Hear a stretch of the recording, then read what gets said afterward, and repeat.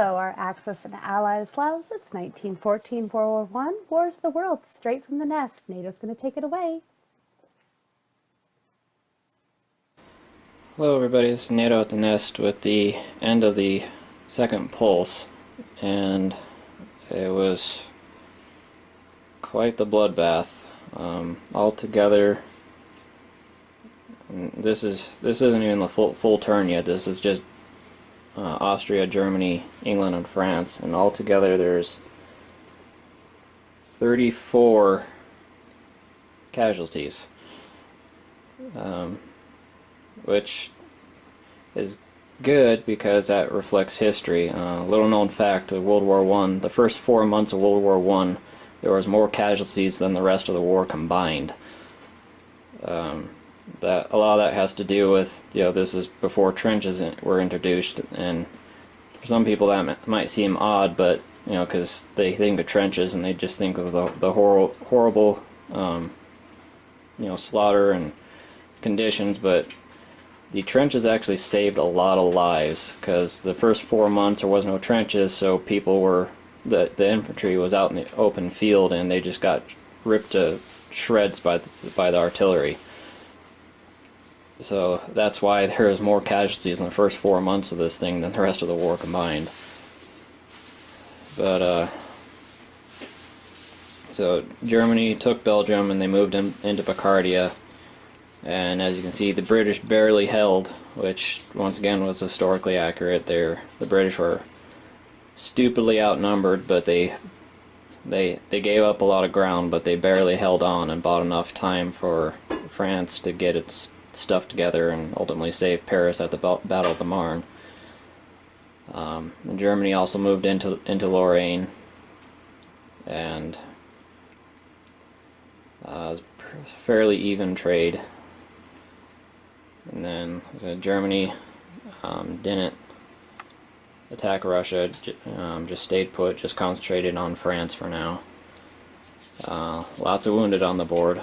So Germany has 5 there, then another 2 in Belgium. England has 2 wounded sitting on the hospital ship. France has 5 sitting in Paris, so a lot of wounded on the board. I guess it's probably explain why the only fighting that's allowed is ground combat in Europe. That was mostly because everyone, regardless of which side of the fence they were on, everyone thought that this would be a quick war. Probably heard the saying, over by Christmas. So everybody thought that there would just be a handful of big deciding battles. They're just a handful of big massive battles that would decide everything, and then it would be over by Christmas. And so none of the nations involved had really had any plans for a long war. So they didn't have any plans for operations in Africa or the Pacific or anything. If those outposts even got orders at all, they were very vague, and no real offensive orders, because no one thought it would last very long. They thought that it'd all be decided on the French border. So when November of 14 came around and everyone realized that this was not going to be over by Christmas, and this was actually going to be a long war, that's when they start looking at other fronts, and orders start being issued to the colonies and to the navies and all that stuff. So that's why for this first turn, the only fighting that's allowed is ground and fighting in Europe.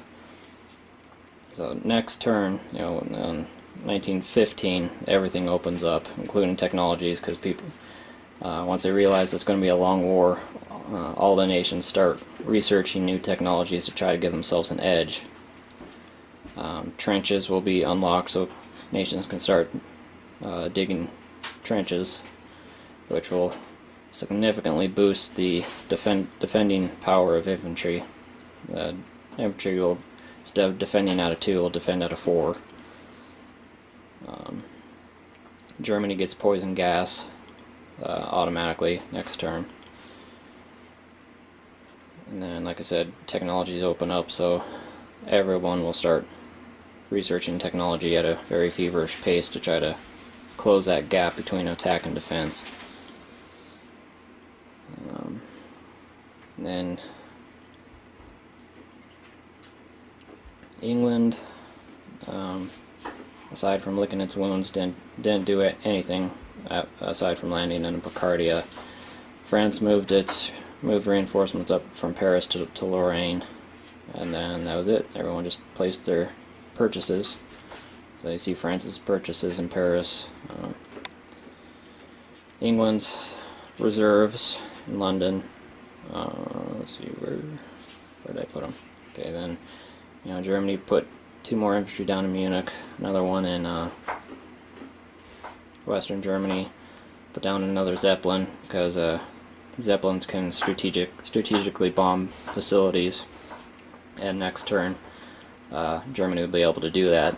So Germany would be able to use those Zeppelins to bomb the factories in England or the Paris factory, whichever one. And then everything else got put on the Eastern Front for Germany. And that was the end of the second pulse. It's not the end of the turn. They still got, the only people that have gone so far is Austria, Germany, England, and France. So we still got Russia, the Ottomans, Italy, Japan, America, so on and so forth. But yeah, that was the end of the second pulse. It was at 34 total casualties on all sides. So quite the bloodbath, which it was historically accurate.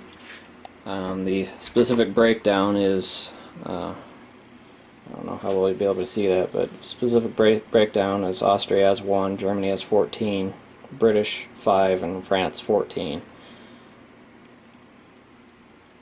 And like I said, that all counts towards unlocking specific technologies, and as those become unlocked, I'll mention them and explain what they do. I'm not going to go through every technology because there's 6 of them, and unless you got photographic memory, you're probably not going to remember half of what I say, so we'll just take it by case basis. So we'll come back at the end of the turn and continue with Europe's slide to suicide.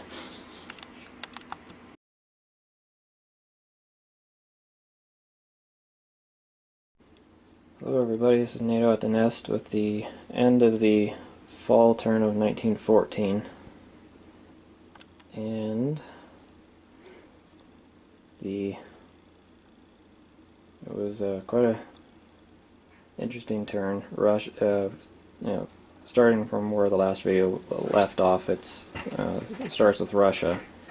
And Russia attacked all across the board. They attacked East Prussia and East Germany, and then Galicia.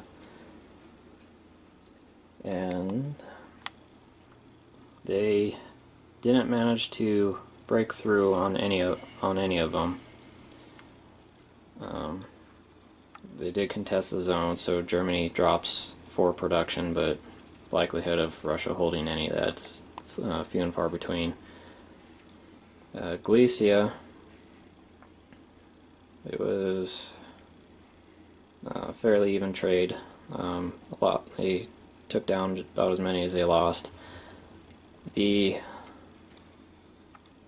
But the thing with Russia is if they lose too many, if they receive too many casualties, it will force the Bolshevik Revolution. And if the benchmark is 35 for right now. Like I said, this is the first play test of it, so that number may change, but the benchmark right now is 35. So if by spring of 1917 they've suffered 35 or more casualties, it causes the Bolshevik Revolution, and Russia drops out of World War I, and it falls into civil war.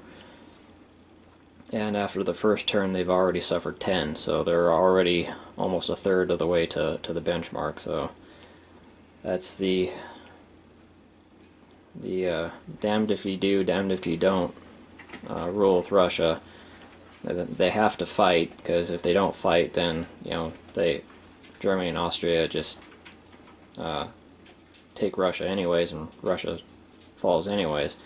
But if they do fight, they're pushing themselves closer and closer to civil war. So Russia is very much in a damned if you do, damned if you don't situation. And then the Ottomans have joined the war. They started off with taking their 2 cruisers and attacking the Russian Black Sea fleet.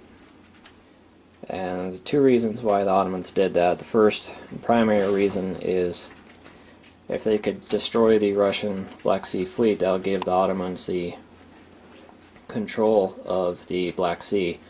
And so that would eliminate the possibility of Russia dropping a transport or 2 and then doing a landing, and landing in the Ottomans' back door or something. So with the destruction of the Russian Black Sea fleet, that eliminates that threat to the Ottomans, and it forces the Ottoman-Russian front into only one possible avenue through the Caucasus right there. Romania is not in the war yet, so that avenue is blocked, and neither is Bulgaria.